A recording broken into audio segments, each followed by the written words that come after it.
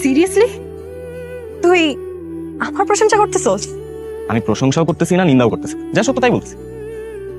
হ্যাঁ, খুবই অনুপ্রাণিত। সে এত ঢং করতে পারিস সেটা তো আমি জানতাম না। তুই যা তো কথা বলতে পারস সেটাই তো জানতাম না। আমি তো এতদিন তোর মুখে শুধু শুনতাম হাম্বা হাম্বাটা।